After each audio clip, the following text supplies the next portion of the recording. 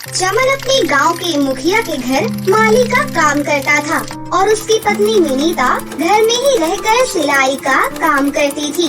वो गांव के लोगों के कपड़े सिलती थी।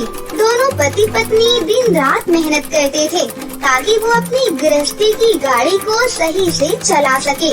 उनके परिवार में उनकी 6 साल की बेटी सूची और बूढ़ी बीमार माँ के साथ में रहते थे। एक रोज चमन मुखिया की हवेली से काम करके लौटता है तो विनीता उसके लिए नींबू पानी बनाकर लेकर आती है। ये लीजिए जी, शरबत पी लीजिए। धूप में काम करके थक गए होंगे ना?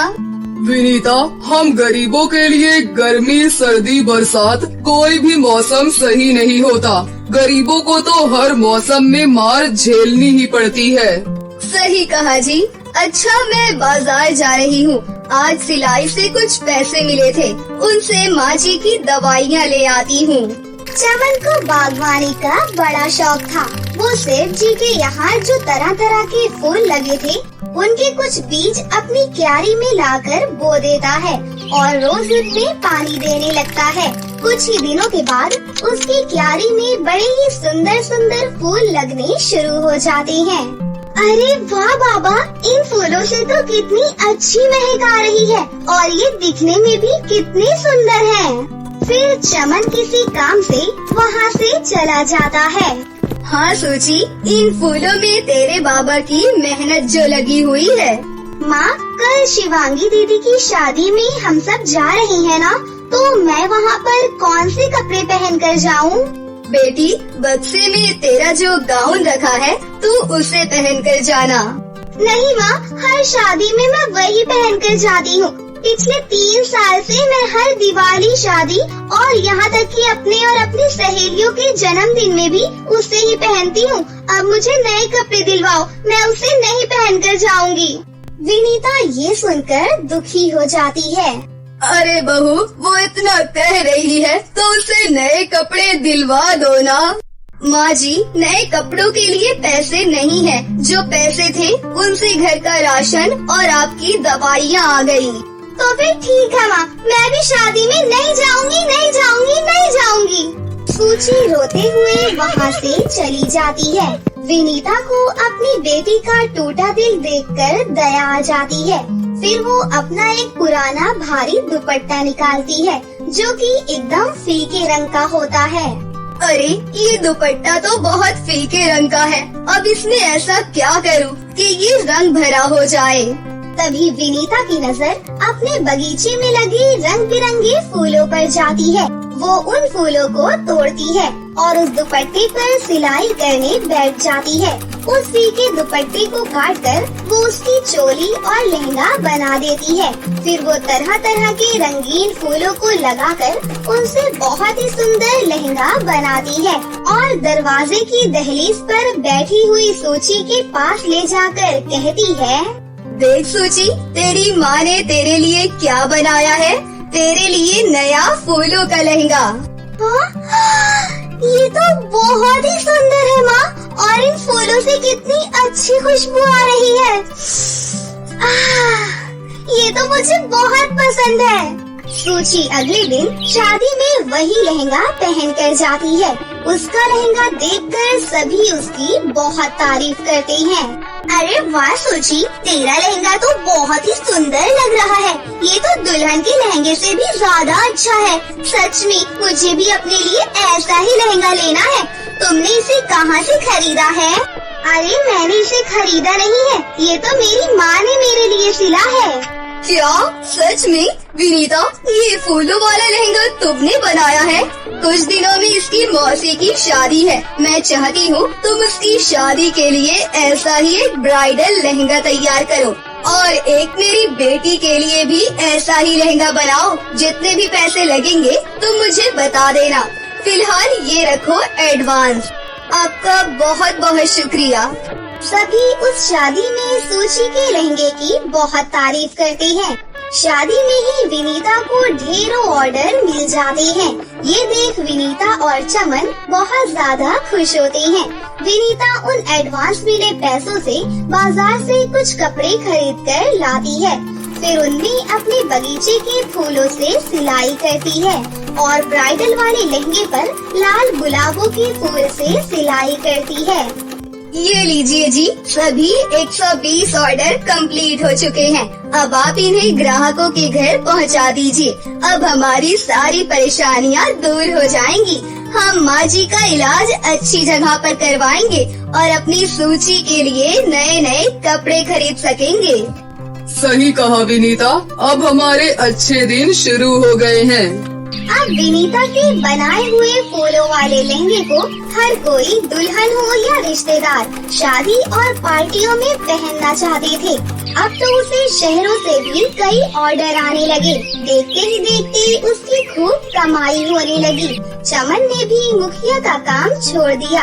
अब वो खुद के फूलों के बगीचे में नए नए फूल उगाता, जिससे विनीता लहंगे बनाती।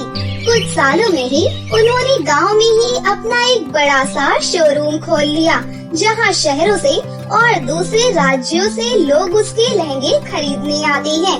अब उनकी सारी परेशानियां खत्म हो चुकी थी और वो काफी ज्यादा अमीर हो गए थे। बहुत समय पहले की बात है। एक गांव में नैना नाम की एक लड़की अपनी माँ सावित्री और अपने पिता कपिल के साथ हंसी खुशी से रहा करती थी। नैना की माँ घर के काम किया करती थी और नैना के पिता कपिल सब्जियां बेचकर अपने घर का गुजारा किया करते थे। कपिल की जितनी भी कमाई होती थी, उनसे वो अपने घर का खर्चा और अपनी बेटी की पढ़ाई का खर्च उठाया करता था। एक दिन सब्जी बेचते समय एक गाड़ी से कपिल का एक्सीडेंट हो जाता है और उसके पैर में चोट लग जाती है। अब कपिल से उठा भी नहीं जाता था। ये सब देखकर नैना की माँ बहुत दुखी होती है। कपिल के इलाज की चिंता की वजह से सावित्री भी अक्सर बीमार रहने लगी थी, जिसके कारण नैना के ऊपर घर की सारी जिम्मेदारियाँ आने लगी थी। नैना जैसे तैसे अपने घर के काम संभालती है और एक दिन नैना अपनी माँ से कहती है, माँ, गांव में सब्जियां बेचने पर उतने पैसे नहीं हो पाते हैं जिससे हम पिताजी का इलाज करवा सके। यहाँ तक कि हम एक वक्त का खाना भी ठीक से नहीं खा पा रहे हैं। माँ, मैं सोच रही हूँ कि मुझे पैसे कमाने के लिए शहर चले जाना चाहिए। अगर मैं शहर जाकर किसी के घर में नौकरानी की तरह काम भी करूँगी, फिर भी मुझे सब्जियां बेचने से ज्यादा अच्छे पैसे मिल जाया करेंगे। बेटी, तू सही कह रही है और तूने बहुत अच्छा फैसला लिया है। तू शहर जा और हाँ, हमारी चिंता बिल्कुल मत करना। मैं अपना और तुम्हारे पिता का ध्यान रख लूंगी। अगले दिन नैना शहर के लिए रवाना हो जाती है। शहर पहुँचते ही नैना घर घर जाकर लोगों से काम मांगने लगती है। पूरे दिन भटकने के बाद भी नैना को कहीं भी काम नहीं मिलता। फिर नैना सोचने लगती है, 3 दिन हो गए हैं और मुझे कहीं पर भी काम नहीं मिल रहा है। क्या यहाँ पर किसी को भी नौकरानी की जरूरत नहीं है? मेरे पास थोड़ा बहुत काम था, अब वो भी खत्म हो गया है। अब इतने बड़े शहर में मैं कैसे रहूँगी? और अगर मैं खाली हाथ गांव वापस चली गई तो माँ को कितना बुरा लगेगा। हे ऊपर वाले, मेरी मदद कीजिए। नैना वहाँ खड़े होकर ये सारी बातें सोच ही रही होती है कि तभी वहाँ पर एक बूढ़ी दादी आती है और बोलती है, बेटी, मुझे बहुत जोर से भूख और प्यास लग रही है। क्या तुम मुझे कुछ खाने के लिए दे सकती हो? मेरे पास तो खाने के लिए कुछ भी नहीं है, सिर्फ 10 रुपए है। लेकिन कोई बात नहीं, आप ये पैसे ले लीजिए और इनसे कुछ खा लेना।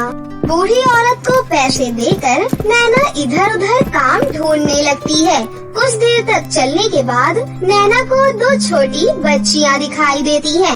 दोनों बच्चियाँ नैना से कहती हैं, दीदी दीदी, हमारी दादी बहुत बीमार है, इसलिए हमें उनके लिए दवाई खरीदनी है। क्या आप हमें कुछ पैसे दे सकती हैं? मेरे पास अब केवल 20 रुपए ही बचे हैं, जो मैंने अपने लिए बचाए थे। पर कोई बात नहीं, तुम इन्हें रख लो और अपनी दादी के लिए दवाई खरीद लेना। दीदी, क्या आप हमारे साथ हमारे छोटे से घर में चलोगी? हम अकेले अपनी दादी को डॉक्टर के पास नहीं ले जा सकते हैं। नैना को उन बच्चियों की बातें सुनकर उन पर बहुत तरस आता है और वो उनके साथ उनके घर पर चली जाती है। नैना की उन दोनों बच्चियों के घर जाते ही वो दोनों बच्चियाँ और उसकी दादी परी के रूप में बदल जाती है। असल में वो तीनों परियां थी। तभी पहली परी कहती है, बेटी, हम एक ऐसे इंसान की तलाश में थे जो बहुत नेक हो। क्या तुम हमारी मदद करोगी? हाँ बताइए, मैं आपकी क्या मदद कर सकती हूँ? हम परी लोग की परियां पृथ्वी लोक पर गरीब लोगों की मदद करने आती हैं, लेकिन एक राक्षस ने हमें यहाँ पर कैद कर लिया है और इसलिए हम इस झोपड़ी से बाहर कहीं नहीं जा पाती हैं। क्या? मैंने तो किताबों में पढ़ा था कि परियां बहुत ही शक्तिशाली होती हैं, उनके पास उनकी जादुई शक्तियाँ होती हैं। आपके पास कोई शक्तियाँ नहीं है क्या? हमारी जादुई शक्तियाँ हमारी छड़ी में होती है।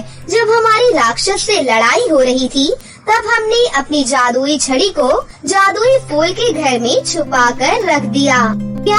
फूल के घर? पर ये है कहाँ? यहाँ से थोड़ी दूरी पर एक बहुत घना जंगल है, वहीं पर है 3 जादुई फूल के घर। हम अभी यहाँ से बाहर नहीं जा सकते, इसलिए क्या तुम हमारी जादुई छड़ी वहाँ से ला सकती हो? लेकिन मैं जादुई फूल के घर में जाऊंगी कैसे? मेरे पास जादुई फूल के तीनों घरों की चाबी है। उन तीनों फूल के घरों में केवल वही लोग जा सकते हैं जो नेक और दूसरों की मदद करने वाले हों। ठीक है। नैना परियों की मदद करने के लिए हाँ कर देती है। हाँ, मैं वहाँ पर जरूर जाऊंगी और आपकी जादुई छड़ी लेकर ही आऊंगी। तभी पहली परी नैना को चाबी दे देती है। चाबी लेकर नैना फूल के घर की तरफ चल पड़ती है। थोड़ी देर बाद चलते चलते नैना जादुई फूल के घर के पास पहुंच जाती है। नैना के वहां पहुंचते ही पहला फूल का घर बोलता है, अगर तुम मेरे घर में आओगी तो तुम्हें मेरे घर में बहुत सारे सोने के सिक्के मिलेंगे, जिन्हें बेचकर तुम बहुत अमीर हो जाओगी। नहीं, तुम मेरे इस घर में आओ, तुम्हें मेरे इस घर में ढेर सारा पैसा मिलेगा, जिससे तुम बहुत बड़ा आलीशान घर खरीद सकती हो और पैसों में तुम जिंदगी भर खेलती रहोगी।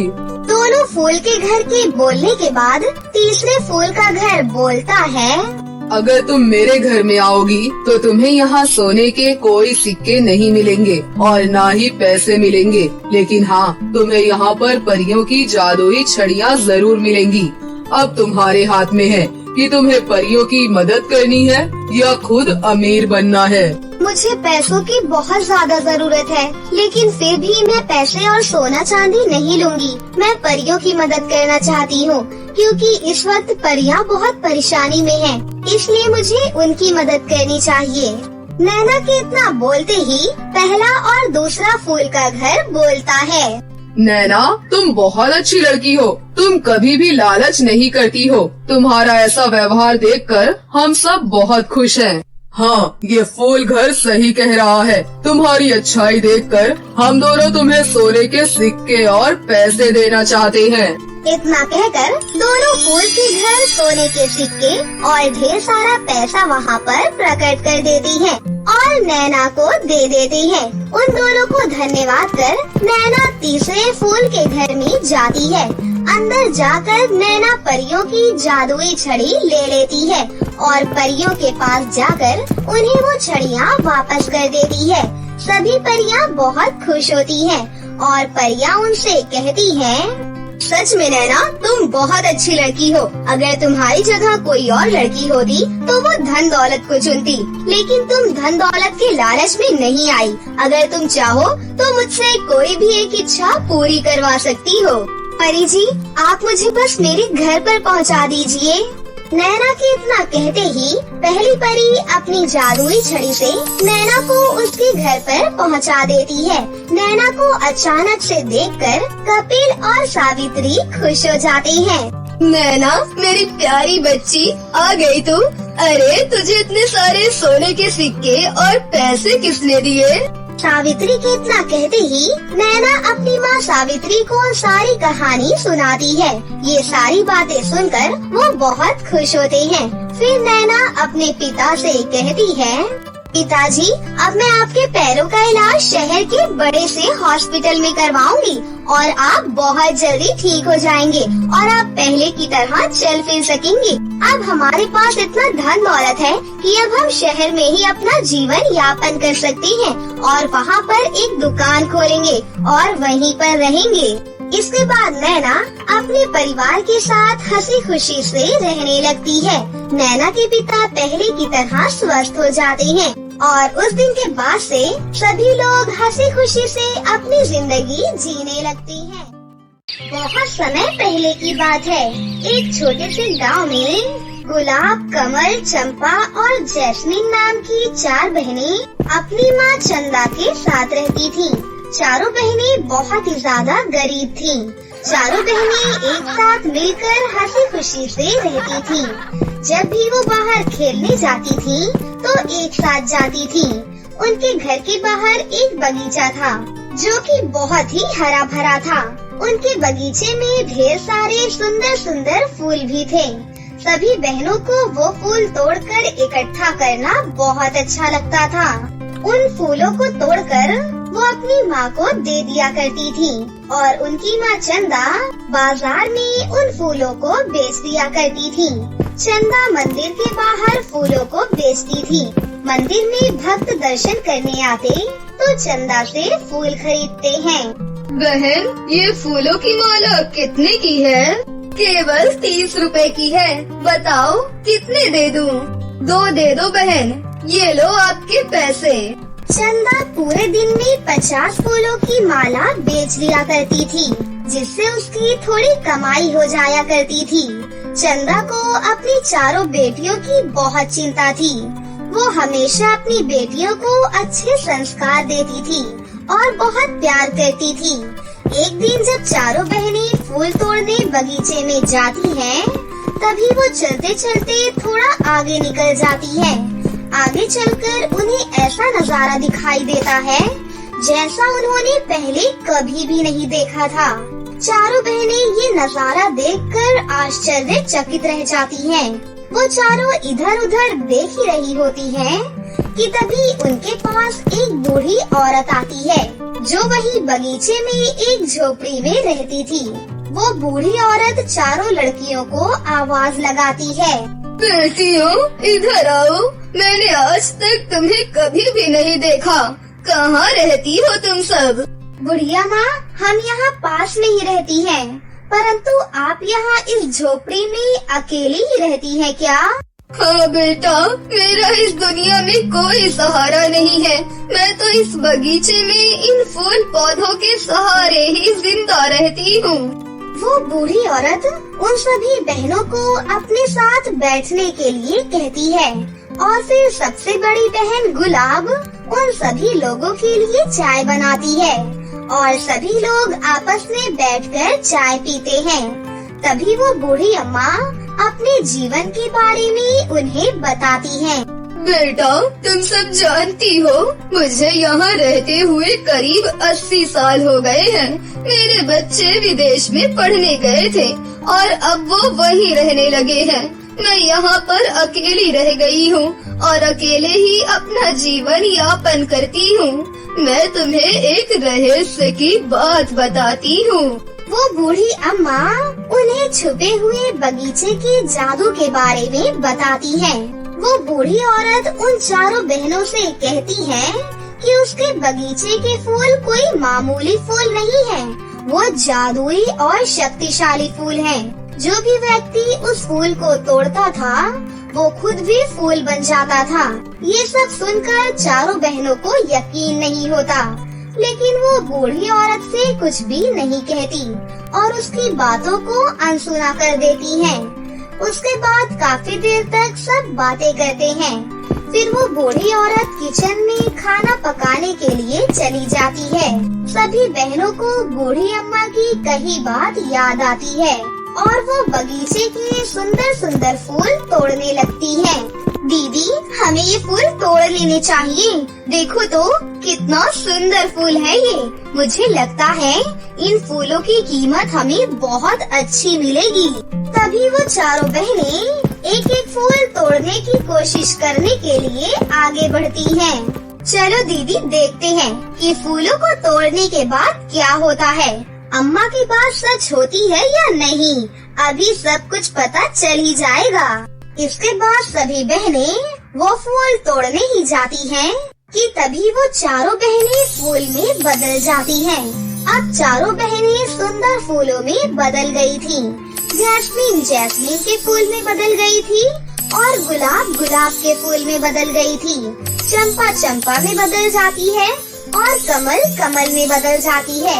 चारों बहनें अपना ये नया रूप देखकर बहुत आश्चर्यचकित रह जाती हैं और वो एक दूसरे से बातें करने लगती हैं। दीदी, ये हमारे साथ क्या हो गया? हम तो फूल में बदल गई हैं। अब हम वापस अपने रूप में कैसे आएंगे? अगर हमें किसी ने भी तोड़ लिया तो हम अलग हो जाएंगे। इतना कहकर चंपा जोर जोर से रोने लगती है। तुम चिंता मत करो, हमें बहुत ही जल्द इसका उपाय मिल जाएगा। तुम थोड़ा सब्र रखो। बूढ़ी औरत का सारा काम खत्म हो जाता है और वो बाहर आकर देखती है कि उन चारों बहनों के साथ क्या हुआ। तभी वो देखती है कि सभी बहनें फूट फूट कर रो रही हैं। तभी वो बूढ़ी औरत उनके पास आती है और उनको बताती है कि मैंने तुम लोगों को पहले ही बता दिया था, उसके बाद भी तुम लोगों ने मेरी बात नहीं मानी। चलो कोई बात नहीं, अब रोने का कोई फायदा नहीं है। मैं तुम्हें इस जादू को तोड़ने का एक उपाय बताती हूँ। उस उपाय से तुम वापस अपने रूप में बदल जाओगी। यहाँ से थोड़ी ही दूरी पर एक जादूगर रहता है। उस जादूगर के पास बहुत सारी जादुई शक्तियाँ हैं और वो अकेला ही तुम्हें इंसान बना सकता है, परंतु तुम तो वहाँ नहीं जा सकती हो। इसके लिए वहाँ पर किसी और को जाना होगा। मैं अभी इतनी योग्य नहीं हूँ कि वहाँ पर जा सकूँ, परंतु हाँ, तुम मुझे अपने घर का पता बता दो। मैं तुम्हारी माँ को सब कुछ बता दूंगी, शायद वो तुम्हारे लिए कुछ कर सके। इसके बाद गुलाब बूढ़ी दादी को अपनी माँ के बारे में बताती है। बूढ़ी दादी उन चारों बहनों के घर के पास जाने लगती है। काफी दूर चलने के बाद वो उनके घर पर पहुंच जाती है। कोई है क्या घर में? बूढ़ी औरत देखती है कि घर में उन चारों बहनों की माँ बैठकर रो रही होती है। तुम सब कहाँ चली गई हो मुझे छोड़कर? मेरी प्यारी बेटियों, तुमने अपनी माँ के बारे में एक बार भी ख्याल नहीं किया। पता नहीं तुम सब इस वक्त कहाँ पर होगी और क्या कर रही होगी। जल्दी घर वापस आ जाओ, मुझे बहुत चिंता हो रही है। बूढ़ी औरत चंदा के पास पहुंच जाती है और उसे बताती है कि किस तरह उसकी चारों बेटियां फूलों में बदल गई हैं। ये सुनकर चंदा को बहुत दुख होता है। तभी वो बूढ़ी दादी उस जादू को तोड़ने के लिए चंदा को उपाय बताती है। अब चंदा ने ठान लिया था कि वो अपनी बेटियों को वापस इंसानी रूप में बदल कर दिखाएगी। बूढ़ी दादी के बताए अनुसार चंदा उस जादूगर की खोज में यात्रा पर निकल जाती है। आखिरकार काफी कोशिशें करने के बाद चंदा उस जादूगर के पास पहुंच जाती है। वो जादूगर के पास पहुंचकर कहती है, जादूगर जी, मैं आपके पास बहुत ही कठिनाइयों से होकर आई हूँ। मुझे आपकी मदद की आवश्यकता है। मेरी बेटियाँ फूलों में बदल गई हैं। कृपया करके उनको वापस इंसान बना दीजिए। मैं आपके पास काफी उम्मीदें लेकर आई हूँ। वो एक बहुत ही नेक और शक्तिशाली जादूगर था। वो हमेशा जरूरतमंद लोगों की मदद करता था। वो बहुत ही दयालु था, इसलिए वो बहुत ही प्रसिद्ध था। अरे अरे, तुम तो बहुत घबराई हो। तुम जरा आराम करो, तुम चिंता मत करो। मैं तुम्हारी बेटियों को वापस इंसान में बदल दूंगा। इसके बाद वो जादूगर अपनी शक्तियों से एक जल का कलश चंदा को दे देता है और कहता है, ये लो बहन, ये जल तुम अपनी सारी बेटियों को पिला देना। उसके बाद तुम्हारी बेटियाँ वापस अपने असली रूप में आ जाएंगी। फिर चंदा जादूगर से वो जादुई जल ले लेती है और वापस से बूढ़ी औरत के घर पर आ जाती है। बूढ़ी औरत चंदा का इंतजार कर रही होती है।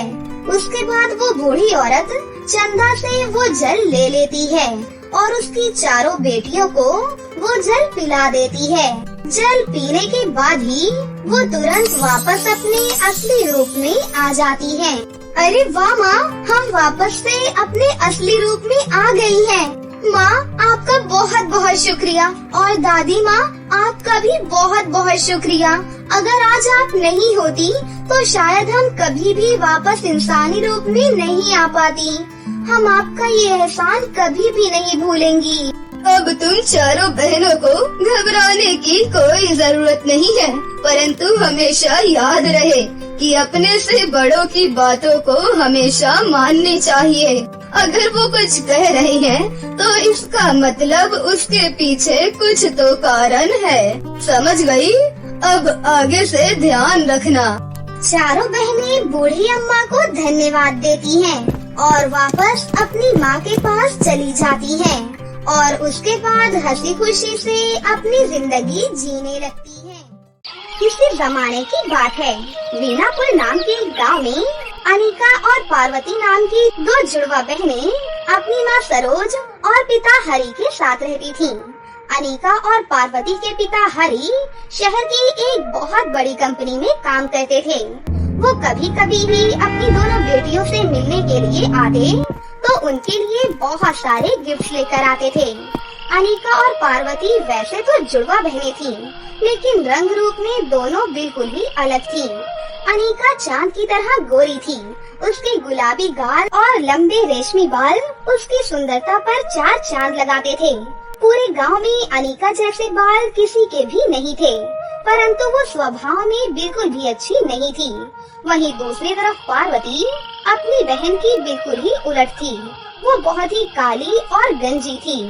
पार्वती के बचपन में बहुत ही लंबे और घने बाल थे, परंतु कुछ साल पहले एक बीमारी के चलते पार्वती के बाल झड़ना शुरू हो गए और 2 साल बाद वो पूरी तरह से गंजी हो गई थी।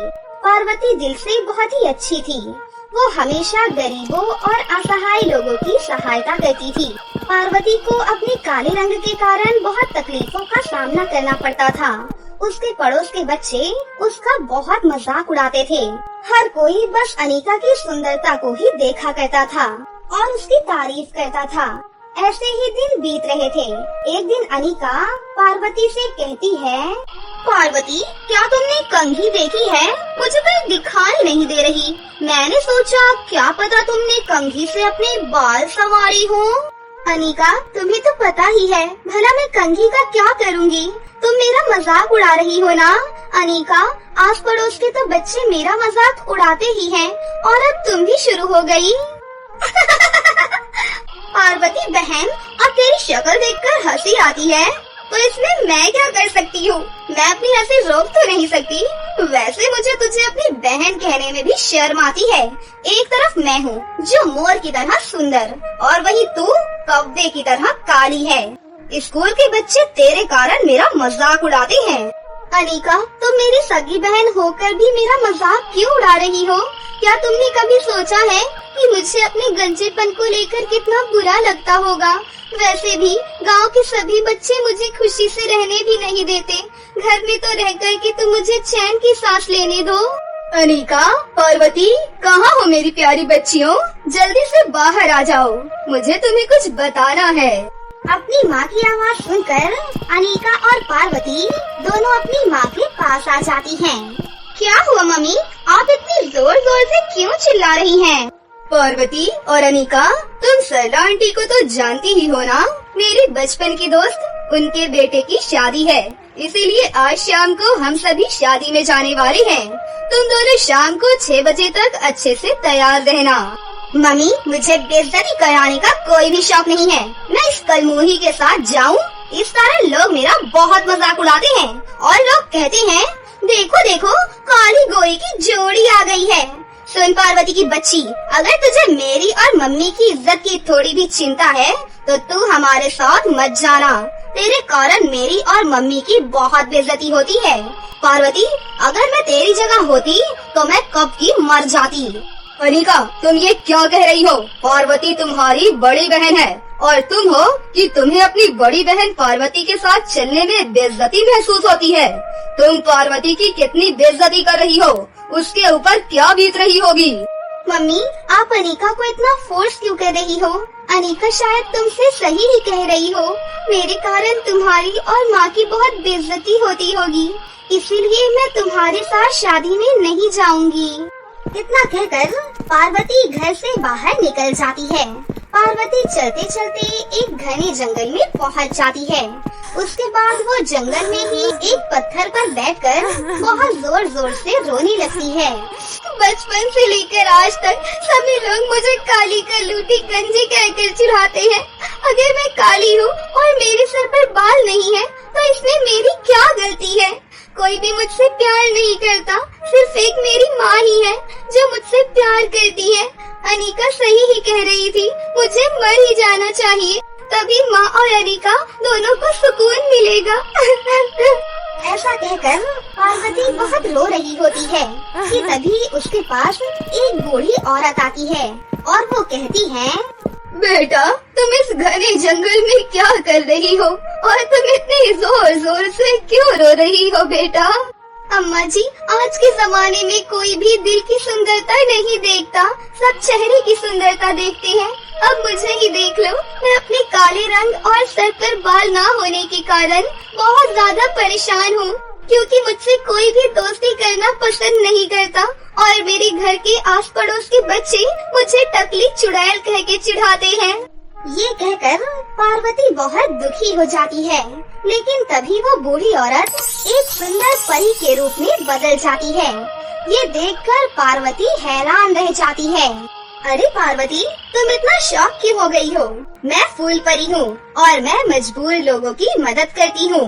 बेटा, मुझसे तुम्हारा ये दुख देखा नहीं जाता। तुम देखी कितनी अच्छी हो और लोग तुम्हारे साथ कितना बुरा व्यवहार करते हैं, इसीलिए मैं तुम्हारी मदद करना चाहती हूँ। ये लो, जादुई फूलों का गाउन और पर्स। तुम जैसे ही इस फूलों के गाउन को पहनोगी तो तुम पहले से बहुत ज्यादा सुंदर हो जाओगी और तुम्हारे बाल भी वापस आ जाएंगे। और हाँ बेटा, तुम इस जादुई फूल के पर्स में से जितने चाहो उतने पैसे निकाल सकती हो। इसमें से पैसे कभी भी खत्म नहीं होंगे। परंतु बेटा, हमेशा ध्यान रखना कि ये जादुई फूलों का गाउन और पर्स कभी भी लालची लोगों के हाथ में नहीं जाना चाहिए, वरना इसका जादू उल्टा हो जाएगा। इस तरह फूल परी उसे सब कुछ अच्छे से समझाती है। पार्वती फूल परी का वो जादुई फूलों का गाउन और पर्स लेकर बहुत ज्यादा खुश होती है। फिर पार्वती वो फूलों का गाउन और पर्स लेकर अपने घर वापस आ जाती है। लेकिन पार्वती जैसे ही उस फूलों के गाउन को पहनती है तो वो पहले से बहुत ज्यादा सुंदर हो जाती है और उसके सर पर घने बाल भी आ जाते हैं। पार्वती अपने आप को इतना सुंदर देखकर बहुत ज्यादा खुश हो जाती है। शाम को जब पार्वती की माँ सरोज और बहन अनिका शादी से घर वापस आती हैं, तो वो पार्वती का इतना सुंदर रूप देखकर चौंक जाती है। लेकिन सरोज अपनी बेटी की सुंदरता देखकर बहुत खुश हो जाती है और उस दिन के बाद से पार्वती फूल परी के जादुई फूलों के पर्स से अपनी माँ सरोज और बहन अनिका को बढ़िया बढ़िया नाश्ता बनाकर खिलाती है।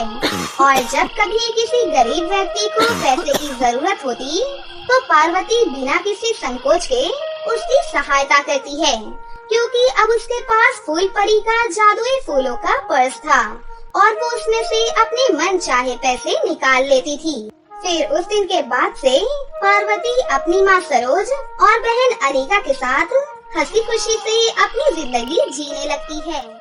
तो दोस्तों, कैसी लगी आपको हमारी ये कहानी? अगर आपको हमारी कहानी अच्छी लगी हो तो इसे जरूर लाइक करें, साथ ही हमारे चैनल को सब्सक्राइब भी कर लें और बेल आइकन को दबाना ना भूलें। मिलते हैं अगली वीडियो में। धन्यवाद।